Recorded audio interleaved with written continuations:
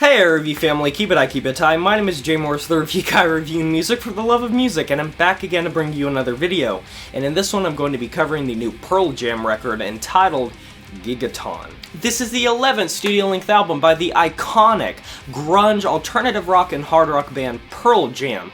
A 7-year gap between this and their last record, Lightning Bolt. Born out of the 1990s Seattle, Washington grunge scene, becoming one of the most iconic bands, boasting one of the most iconic grunge frontmen in Eddie Vedder, right up there with Chris Cornell and Kurt Cobain. I can't even beat around the bush here. I have to cut to the chase. This record, it's not very good. I mean, you know how most bands will release the best songs as singles often to give fans something to look forward to, maybe hype up the album a bit, people being like, you know, this is a really good album, I bet. The 3 tracks released in anticipation for this record have pretty much all sucked. And before people think I'm coming from a place of pure adrenaline-fueled hatred for this band and negativity or whatever, don't come at my throat. I love this band. Their initial output is fantastic. They have a lot of classics under their belt. I own some of their discography. Nothing but respect for the band. But can we talk about the collective circle jerk that's happening with contemporary critics right now over this band? I've been seeing some praise for this record for talking about how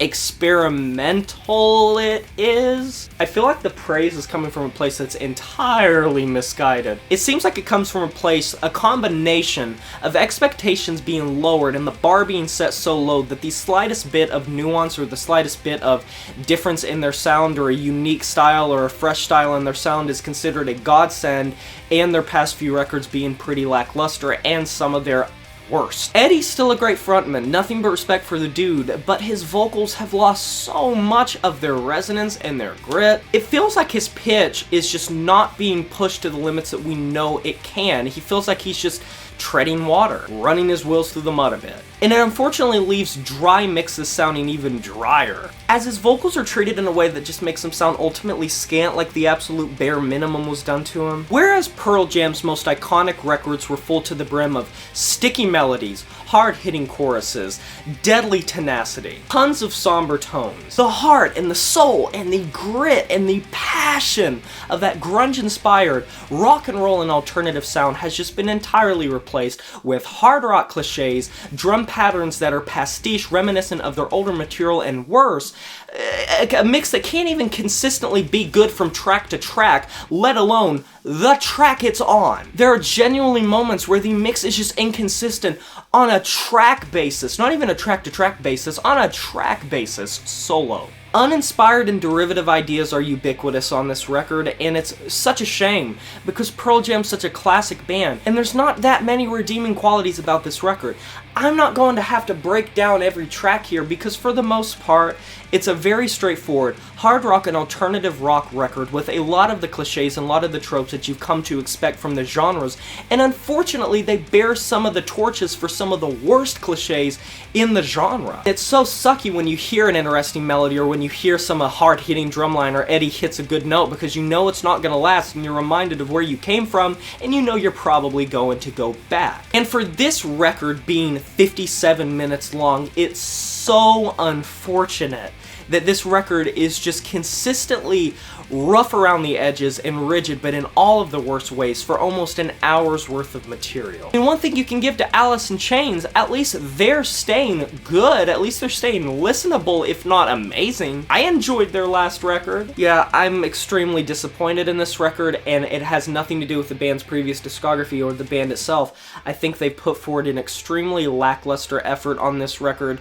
and I do have respect for the band. I just think that when it comes to the sound, this just seems so cobbled together, and it seems like a cover band. It ends up sounding like Pearl Jam is their own cover band, or just a general young band with not that good of a production style trying to mimic the sound of early grunge without any of the heart that made it so enjoyable in the first place and so relatable in the first place. It's like, even though maturity should be something that, you know, Pearl Jam should have because they're an older band, they don't even have maturity. The lyrical components of these tracks aren't even as good as their initial material. I never saw Pearl Jam as a cringy band. I mean, hell, even one thing you can say about Nirvana is they had some cringy songs. And of course, I'm not gonna discredit Kurt Cobain lyrically. He had some very poetic and good tracks. I'm just saying, grunge isn't super known for amazing lyricism. But it's known for lyricism that has a hard-hitting punch from the get-go, and Pearl Jam has just lost it, thrown it away, and I don't know where it went. If anyone finds her, let me know. I've wondered what she's up to on this record. I certainly haven't seen her. Yeah, I could keep rambling on about this record, but I feel like I've made my point clear enough that I don't really enjoy this record for